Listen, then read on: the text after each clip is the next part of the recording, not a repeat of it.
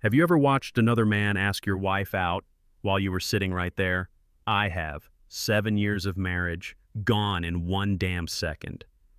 We're at the Harbor and Oak in Seattle, white tablecloth, candlelight, my cheap suit, her red dress. I'm thinking anniversary. Then her boss, Nathan Cole, walks up, puts his hand on her chair like he owns it and says, "Friday night, rooftop bar, just us two." She doesn't pull away. She doesn't say no. She just glances at me like I'm a placeholder, not a husband. My chest tightens. All I can think is, no man should have to watch this. Before I tell you what I did next, and what it cost me, hit subscribe, drop a comment, and tell me, what would you have done in my place? Thing is, nights like that don't come out of nowhere. They're just where the cracks finally show. Next morning, Seattle did what Seattle always does. Gray sky, steady rain, kitchen quiet. I'm at the counter packing my same old lunch, turkey on wheat, off-brand chips, the kind of meal you make when you're more tired than hungry. Mara's at the island with her laptop open, blazer on, bare feet on the stool rung, scrolling a shopping site like it's her side job. Her phone buzzes once. Without even thinking, she flips it face down. Reflex, muscle memory, like she's been practicing. "There's a formal dress code Saturday," I say. "They might kick us out if I show up in my one pathetic suit." She smirks. "You mean that gray thing? Try not to look like you just clocked out of a job site. My coworkers will be there."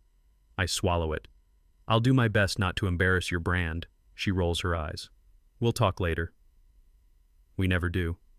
Married people know what that really means. This dies right here.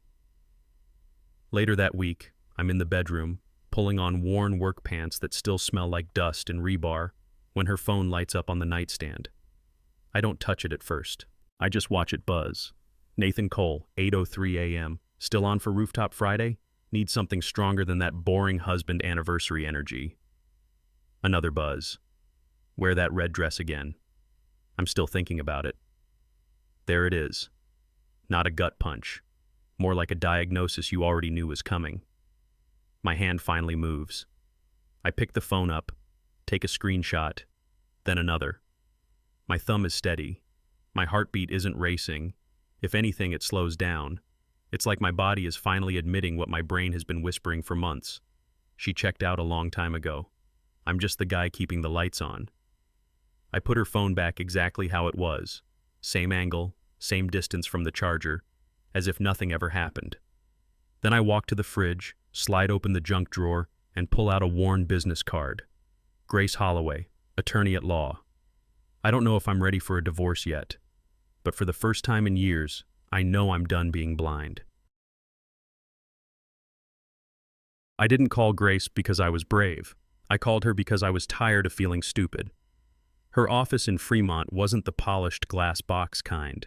It was cramped, walls lined with files, a half-dead plant on the windowsill doing its best. Felt about how my marriage looked. She shook my hand, sat, and said, "Start from the top." So I did. The texts, the rooftop invite, the red dress, the smell of a man's cologne on my wife at 1 a.m, how she flipped her phone like it owed her money every time it buzzed. Grace listened without interrupting, pen tapping once in a while. No fake sympathy, no gaslighting, just quiet. When I finished, she leaned back. "Okay, first rule," she said. "Stop arguing with her. You're not going to win a feeling." She slid a legal pad toward me. "Document everything. Dates, messages, times. Quiet men scare people more. They think you're clueless when you're actually organized." I looked at the pad, then at her. "Are you telling me to spy on my own wife?" "I'm telling you to stop enduring," she said, "and start preparing." For the first time in a long time, I felt something close to control. By the time our anniversary rolled around, the word rooftop wouldn't leave my head. I stood in front of our cheap bedroom mirror, knotting a new navy tie I'd bought with cash. My one suit still hung wrong on my shoulders, fabric shiny at the elbows, but the tie was mine, not hers, not ours, mine. Mara walked in halfway through her eyeliner. She was wearing it, the red dress, the one Nathan was still thinking about. She looked me up and down. "You're really wearing that suit?" she asked. "It's the only one I own," I said. "Didn't get the executive memo." She sighed, adjusting a bracelet. Can you at least try not to make me feel like I'm married down tonight? My boss is going to be there. Married down. The words scraped. I met her eyes in the mirror. For one night, I said, voice flat, could you try not auditioning for a life you don't have yet? She didn't answer, just grabbed her clutch and headed for the door. The drive to the Harbor and Oak was all turn signals and GPS directions, her nail tapping the screen, my hands on the wheel, her phrase played on repeat in my head, married down. Every man knows that's the kind of cut that doesn't bleed outside, only on the inside. The Harbor and Oak isn't just a restaurant, it's a message. Valet out front, glass doors, the kind of place where the napkins have more status than half the people eating there. We step inside. Linen tablecloth, soft jazz, couples pretending their lives aren't falling apart. The waiter pours us a deep red Malbec, talks through the specials like we're both listening. When the glasses are full, I raise mine. To 7 years, I say. Mara clinks, gives that practiced little smile. To new chapters, she answers. New chapters, right in my face. We sit. We order. She scrolls her phone under the table.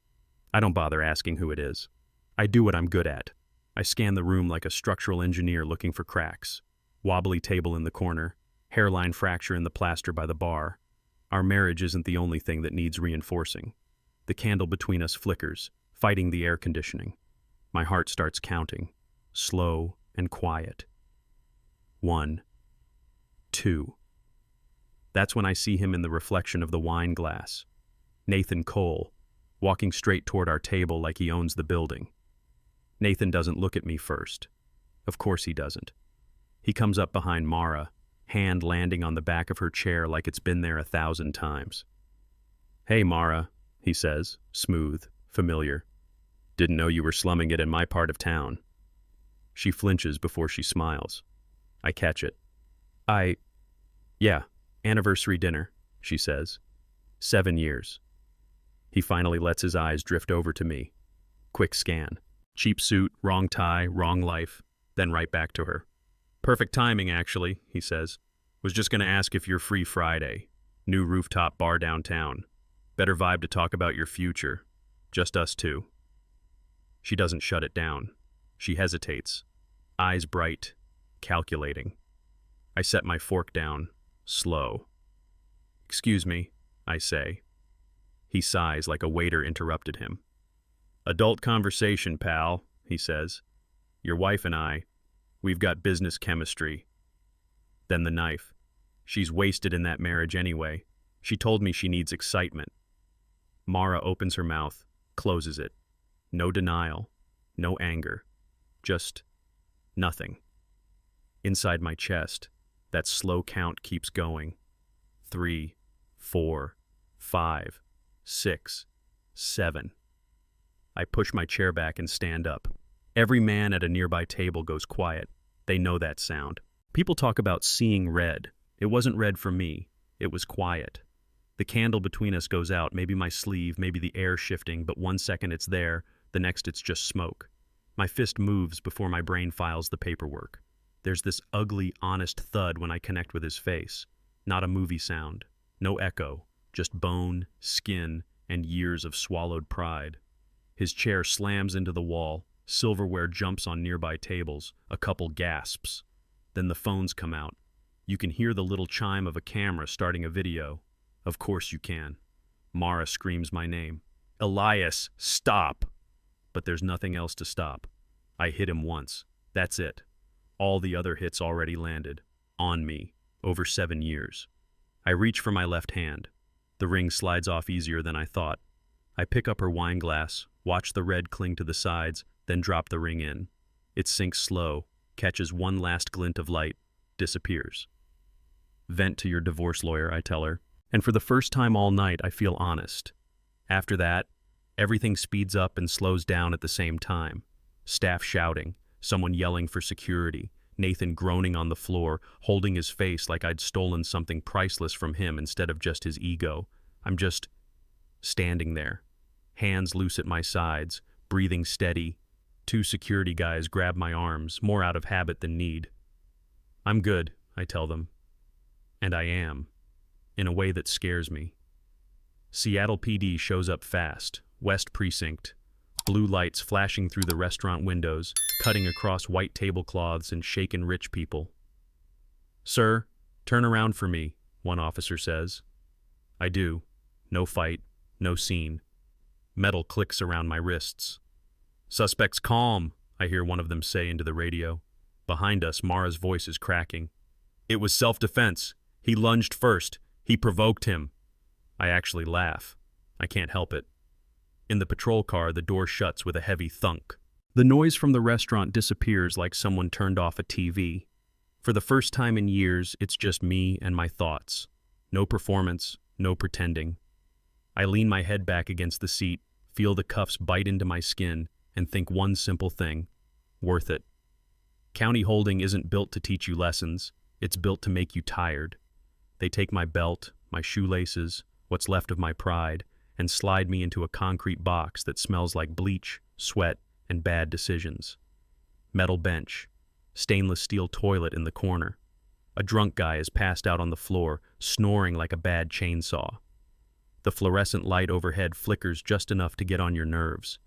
Anger leaves fast in a place like that. What stays is the ache. At some point, they hand me a phone. One call. My thumb moves on its own.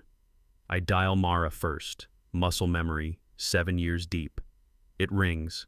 I picture her in our bed. My side empty. I hang up before it connects. Then I scroll to another number. Grace Holloway. She picks up on the second ring. "Elias?" "Yeah," I say. "I did something stupid." "I saw," she answers. "They're already running it on the local news." Silence breathes between us. "Can you help me?" I ask. "We'll manage this," she says, voice steady, no drama. "But from now on, you don't spin stories. You tell me the truth, all of it." For the first time that night, I feel more tired than angry. It's an upgrade. Morning in a cell is worse than night. Same metal, same flicker, just less noise to hide behind. They process me out on bail, paperwork, signatures, a plastic bag with my things. When I step outside, Seattle light hits me like a slap. Cold, white, unforgiving. Mara's there. Mascara smeared, hair in a messy knot, clutching her purse like it's life support. She rushes over. "They said you can plead self-defense," she says. "Nathan lunged first, right? I'll tell them he did. I'll fix this." There's that word again. Fix. Like this is a leaky faucet. I shake my head. "He didn't lunge first, Mara. I hit him. That's the truth." She looks offended. "You're really going to throw your life away for honesty?" I let out a breath. "I threw my life away," I say, "the minute I let you and your boss talk about our marriage like it was a boring TV show." She clings to my arm. "We can move past this, Elias. New city, fresh start. Nobody has to know." I pull my arm free. "Divorce is exciting," I say quietly. "Maybe that's the kind of excitement you actually earned." For once, I don't explain myself. I just walk toward the parking lot, leaving her on the courthouse steps with her smeared makeup and our old life hanging off her shoulders. If the punch was emotion, the next few weeks were paperwork. Grace sat across from me in a small conference room, legal pad open, glasses low on her nose. "Here's the deal," she said. "Best case scenario, misdemeanor assault, 6 months probation, mandatory anger management, no jail if you don't get cute with the judge." "And worst case?" I asked. "Felony, career killing. Let's not test it." The clip from the Harbor and Oak was everywhere by then. One angle from a shaky phone, another from across the room. Half the comments, "He's a hero." The other half, "Angry men are dangerous." My boss called me into his office at Rainier Civil, shut the door, and did that deep sigh supervisors do when they're about to hurt you, professionally. "Elias, we're putting you on unpaid leave until this blows over," he said. "Clients Google, you know how it is." Yeah, I knew. So I signed the plea, took the misdemeanor, took the probation. Then I signed a lease on a small studio on the edge of the city, one window, one sink, one mattress on the floor. Losing the job stung more than the charge. The charge hit my record. The leave hit my pride. Part of the deal was I had to sit in a church basement once a week and talk about my feelings. You haven't lived until you've sat on a folding chair that squeaks every time you breathe, surrounded by burnt coffee and stale donuts, while a plastic clock judges you from the wall. 10 of us, mostly men. One woman, a guy who threw a chair through his boss's window, another who put his fist through a truck windshield. Everyone had a story that started with, "I'm not usually like this, but..." When it got to me, the counselor, soft voice, tired eyes, tilted her head. "Elias, what brought you here?" I took a breath. "I hit my wife's boss in a fancy restaurant," I said. Candlelight, linen napkins, whole 9 yards. The punch wasn't the angry part. The 7 years before it were. "And how did it feel?" she asked. "Like clarity," I said. "Like finally catching up to my own reality." A big guy with tattoos nodded. "Respect, man." I shook my head. "Don't," I said. Guts would have been leaving earlier instead of needing an audience. The counselor wrote something down, but I wasn't worried about the file. For the first time, I was finally filing myself. Probation, anger management, unpaid leave. After a while, all the noise dies down and you're just left with nights. Seattle rain hits different when you're alone. It doesn't sound romantic. It sounds like static on a broken radio. I boil pasta in a dented pot in my little studio, sauce from a jar, 1 plate, 1 fork. For 7 years I cooked for us. Now I cook just enough for me and it somehow feels heavier. The TV's on in the background, some crime show where the good guys always figure it out in 45 minutes. I mute it. Can't stand solutions that neat. Out of habit, I end up on my phone. There it is, my face as a paused frame on a dozen meme pages. When HR won't listen, so you go directly to upper management. He understood the assignment. I huff a laugh that doesn't quite make it to my chest. I catch my reflection in the black screen and say it out loud, just to hear it. Tables are innocent. I only punch up. Not exactly a slogan, but it's the closest thing I've had to a definition in years. For the first time in a long time, I wasn't interested in performing my pain for anyone. I just sat there listening to the water slap against the rocks, watching a ferry leave and another one arrive. In, out, people getting on, people getting off.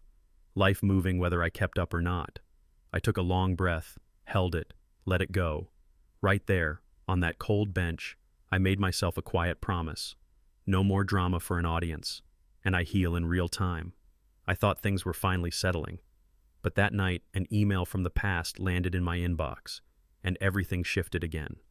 Life shrinks down to rain, cheap dinners, and court dates, until the world remembers the guy you hit has a name too.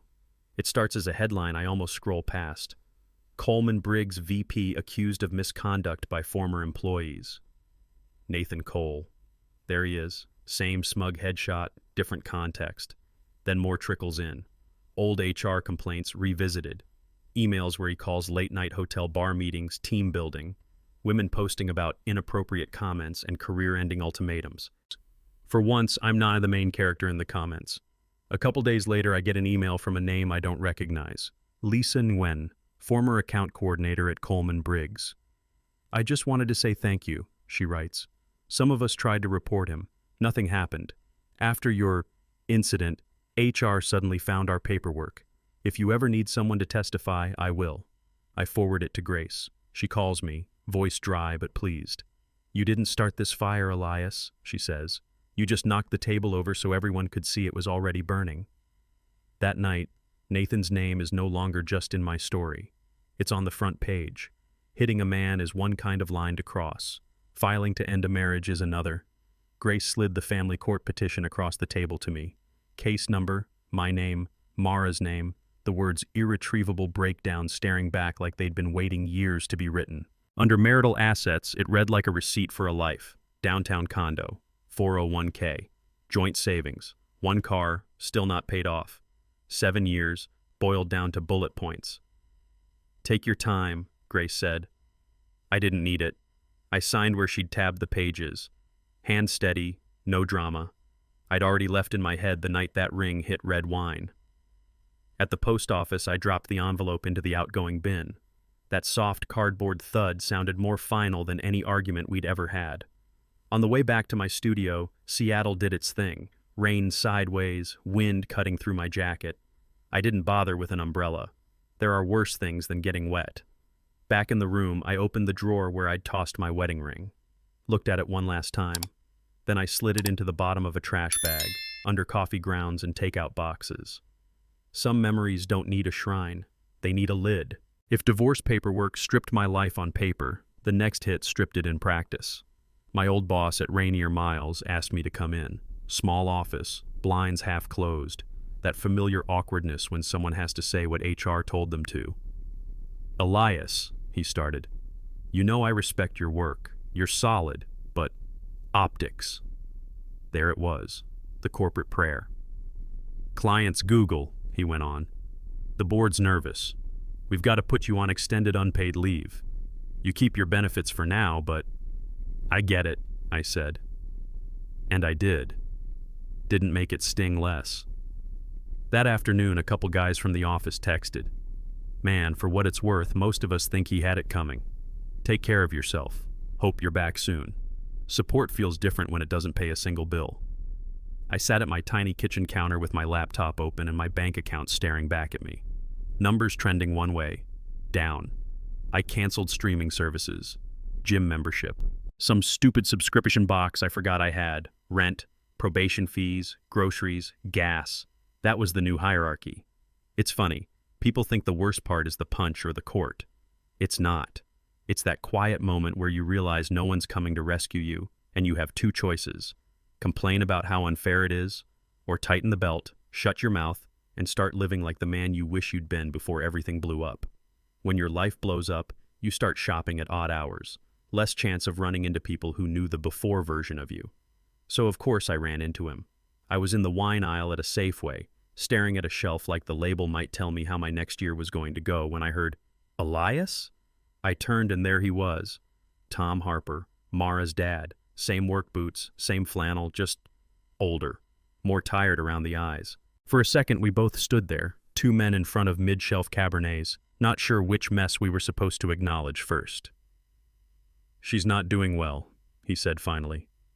No preface, no small talk. "The divorce, the job, all of it." I nodded. "I figured." He swallowed, looked down at the bottle in his hand. "She wanted me to be mad at you," he said. "I just keep thinking, we all let it get there." He met my eyes again. "You loved her, didn't you?" "Still do," I said. "Just not the same person." We both nodded. That's how men our age say I get it, and I'm sorry at the same time. "I won't take sides," he said quietly. "But I wanted you to hear an apology from someone in that house." "Thank you," I answered. "That's more than I expected." We didn't hug, we didn't solve anything, we just picked our bottles and walked away in different directions, with a little more respect and the same amount of pain. I thought that was the end of it. I didn't know my next encounter would be with Mara herself. After that run-in, I needed air that didn't smell like fluorescent lights and regret. So I drove to Alki. If you've never been, picture gray water, cold wind, ferries sliding back and forth like they're on some schedule the rest of us can't see. Seattle's skyline across the bay, pretending it's not built on faults. I sat on a weathered bench, hands in my jacket pockets, breath showing in little clouds. 7 years. You don't lose a marriage all at once. You lose it inch by inch. The unanswered texts, the "we'll talk later," the phones flipped face down, the eye rolls, the jokes that cut a little too close. I let myself replay it, but only once. No slow motion, no rewriting. Just truth. My phone buzzed twice in my pocket. I didn't look. For the first time in a long time, I wasn't interested in performing my pain for anyone. Not Mara, not social media, not even my own ego.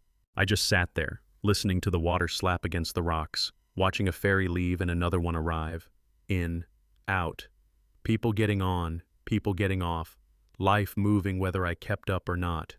I took a long breath, held it, let it go. Right there, on that cold bench, I made myself a quiet promise. No more drama for an audience. No more staying to prove a point. From now on, I hurt in private, and I heal in real time. I thought that promise would hold for a while, but the very next day, my phone lit up with, "You don't just walk away from a punch in a place like the Harbor and Oak.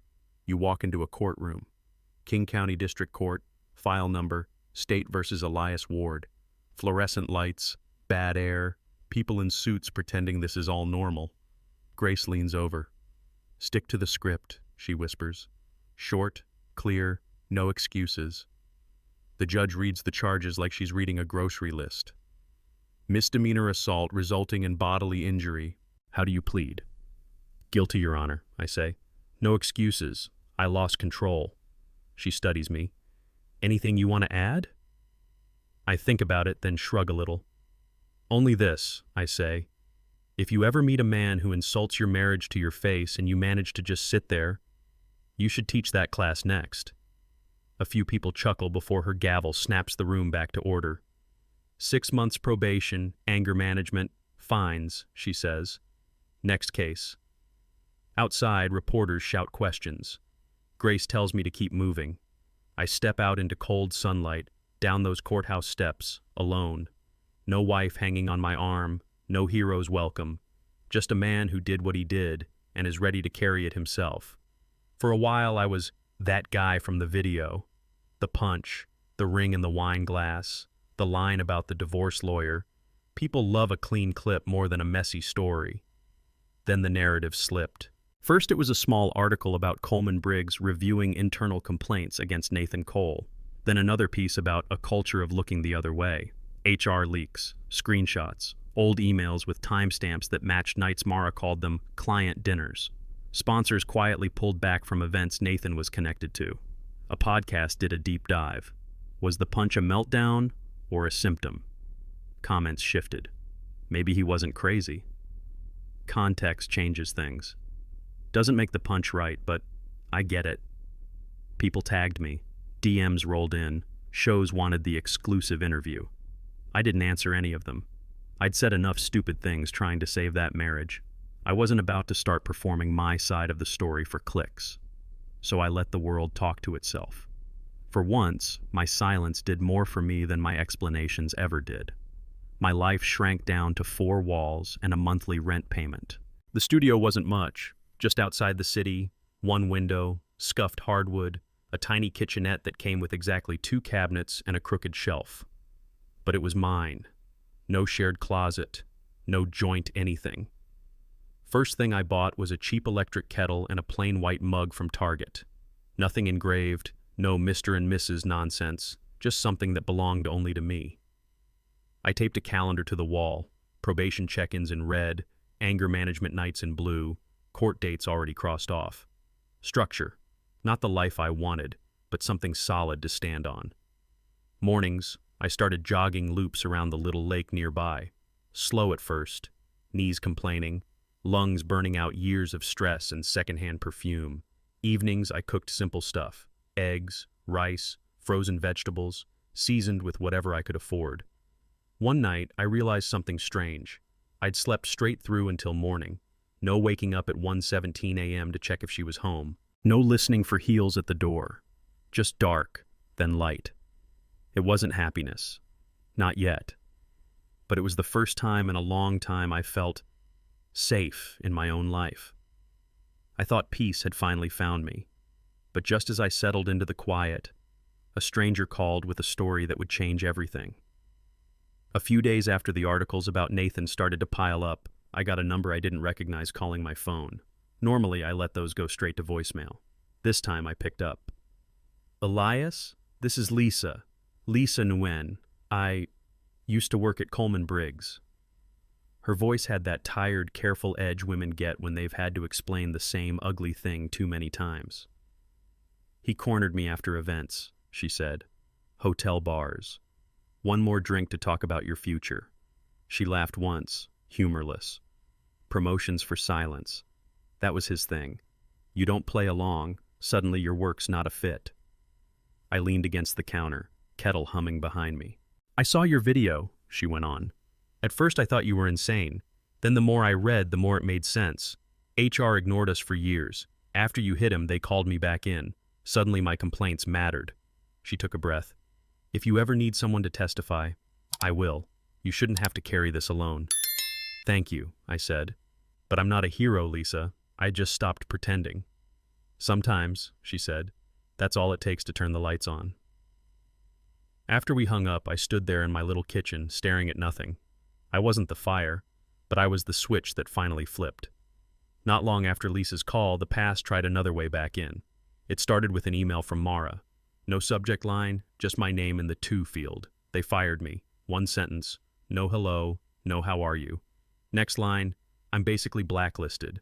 No one in the industry will touch me. Every interview goes fine until they Google my name. Then, please answer. We need to talk about what we're going to do. This affects both of us.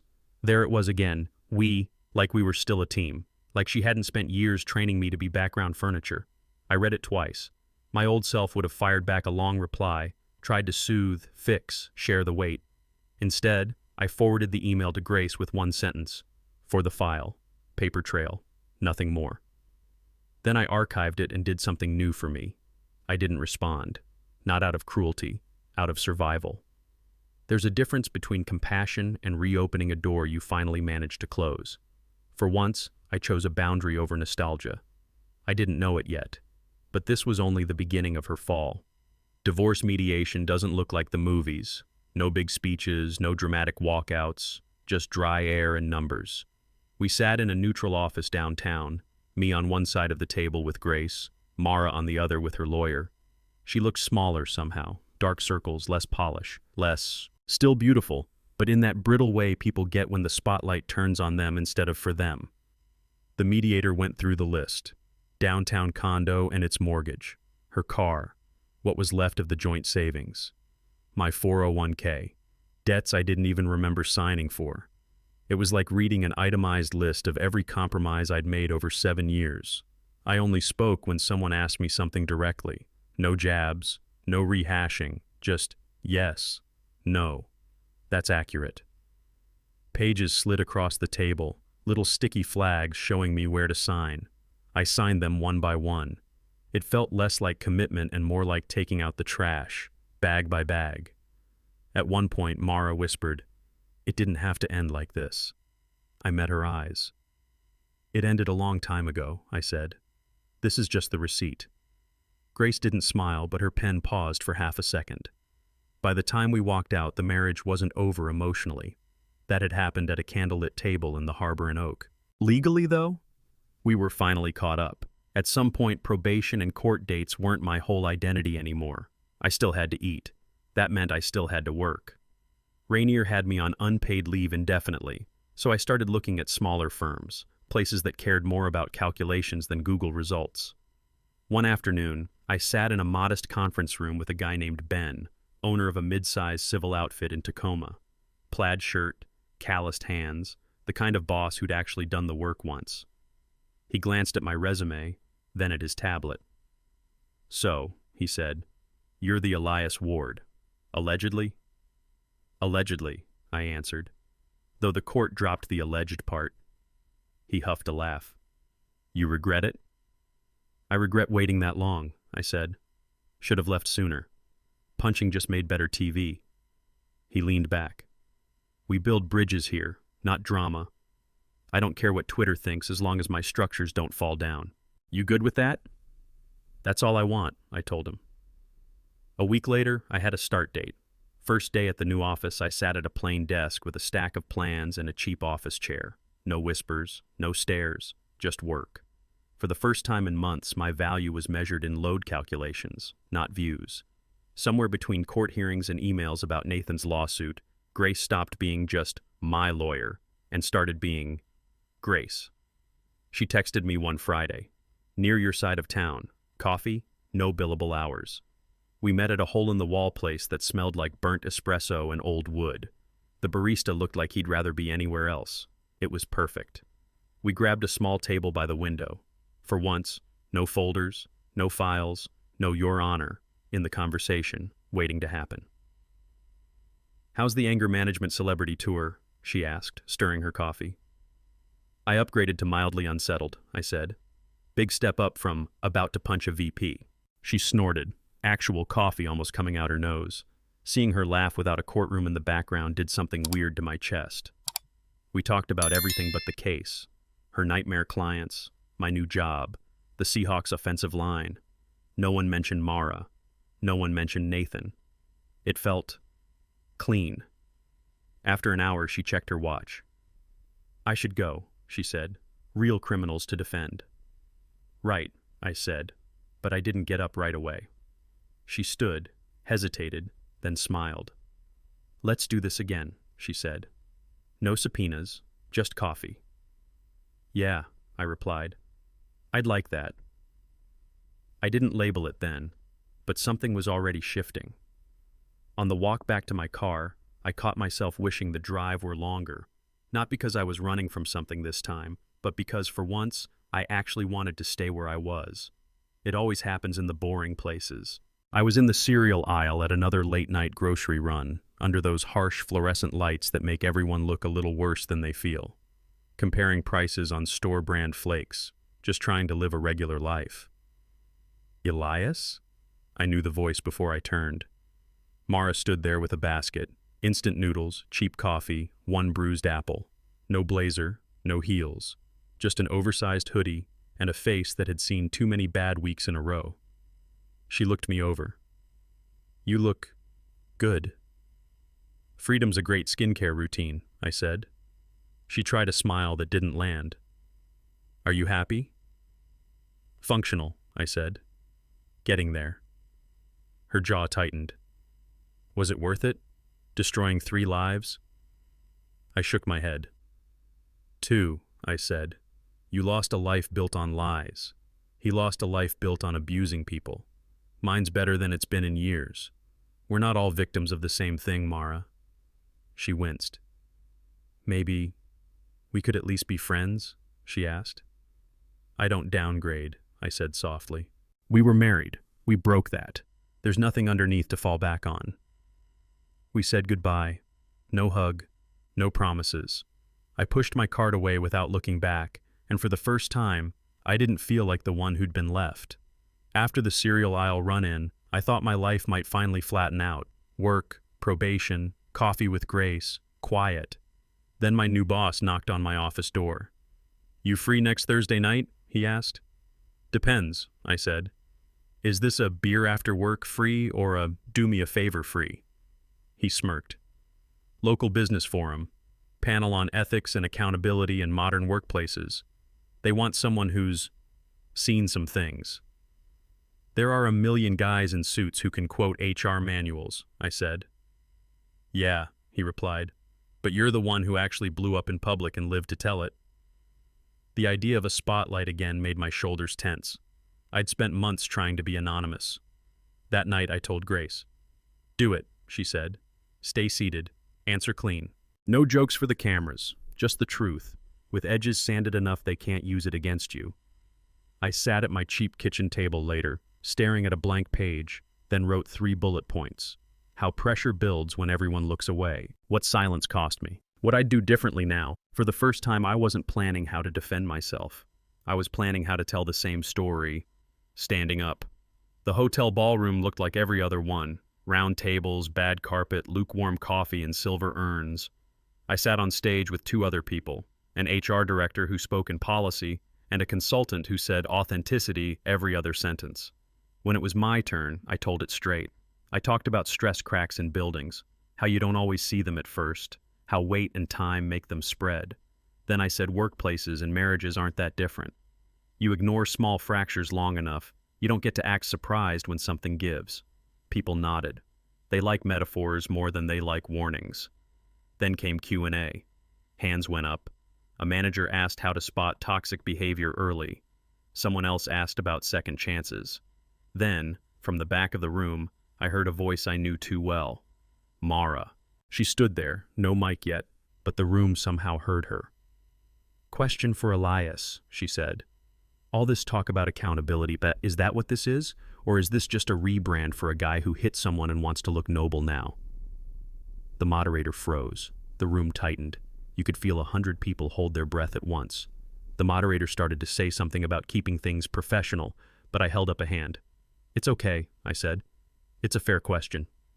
I looked at Mara for a beat, then shifted my eyes to the rest of the room. "I pled guilty," I said. "I took the sentence. Probation, classes, fines. I lost my job. I lost my marriage.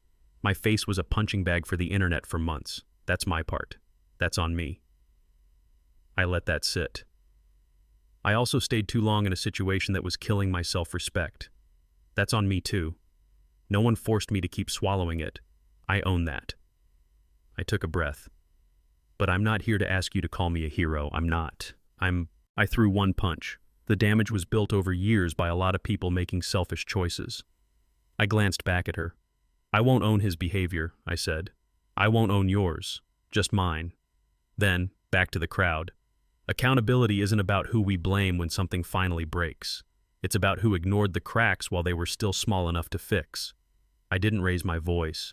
I didn't apologize for existing. A few people in the front started clapping. It spread. Not wild, not standing, just honest. For the first time since that night at the Harbor and Oak, I felt like I'd finally told the truth, without hitting anyone. And before I knew it, she was the one walking out, not me. When it wrapped, the room shifted back to normal. Clinking cups, low chatter, people pretending they hadn't just watched a live autopsy of a marriage. I saw Mara slip out the side door, face flushed, shoulders tight. For the first time, I didn't feel the urge to go after her. A line of strangers formed instead. A woman in her 50s shook my hand. "Powerful stuff," she said. "My ex never owned a single thing. Hearing a man say, 'I stayed too long,' that hit." A younger guy added, "Thanks for saying you're not a hero. Makes it easier for the rest of us screw-ups." On the way out, Grace bumped her shoulder lightly into mine. "You stayed seated," she said. "Proud of you." "I'm retired from punching," I answered. "Bad for my career." She smirked. "Which one?" We grabbed cheap diner food around the corner. Burgers, fries, fluorescent lights, no one caring who we were. Halfway through the meal, my phone buzzed. A text from Mara.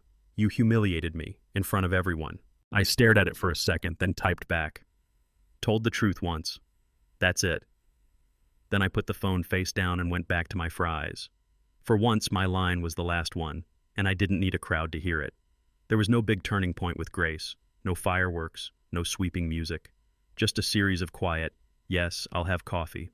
Yes, I've got time. Yes, tell me about your day." One night, a few months after the panel, we were on my couch. Takeout boxes on the table. Some old movie playing low on the TV, more background noise than entertainment. She had her feet tucked under her, wearing one of my hoodies, hair up, glasses on. We'd just finished laughing about a client of hers who tried to quote YouTube law to a judge. There was this moment where the room felt settled, solid, like a structure finally built on bedrock. I looked at her and said, as casually as if I was commenting on the weather, "I'm going to marry you, you know." She blinked, caught between a laugh and a frown. "Is that a threat or a proposal?" "A bit of both," I said. I got up, walked to the bedroom, came back with a small, plain box. No velvet, no drama. "Paid in full," I told her. "No shared accounts, no debt attached." She opened it. Simple ring, clean stone, nothing performative. "You're not getting on one knee?" she asked, teasing. I shook my head. "I already spent years on my knees in a marriage that didn't see me," I said. "I'd rather start this one on my feet." She went quiet, then smiled in that slow, real way. "Yes," she said. That was it. No applause, no cameras, just two people, a cheap couch, and a promise that wasn't built on pretending this time. The engagement stayed small at first, just family, a few close friends, nothing fancy. Then Grace's cousin posted a picture from a dinner. We were mid-laugh, her hand on my chest, ring catching the light just enough to be obvious. Caption, "Two of the toughest people I know, proud of you both." By morning, the likes started stacking up. Old coworkers, distant relatives, a couple names I hadn't thought about since before the courthouse. I was halfway through pouring coffee when I saw it. A comment from Mara's account. "We were married 7 years, no emoji, no context, just that." Under it, The thread lit up. Yikes, girl, let it go. This ain't the flex you think it is. There are two sides to every story. I set the phone down on the counter, finished stirring my coffee, just listening to the spoon tap the mug. Old me would have jumped in, written a paragraph, tried to soften it for her, make it less awkward. Now, I just stood there and asked myself one question. If I answered, could I say something short, clean, and true, without poisoning myself to do it? For the first time, I decided the answer could be yes. I picked the phone back up, scrolled to her comment, and hit reply. My thumbs hovered for a second, then moved. No. You were married to my wallet for 8 years. I read it twice. No name calling. No cursing. Just an ugly truth we both knew. Then I hit send. The internet did what it does. Likes exploded on the comment in real time.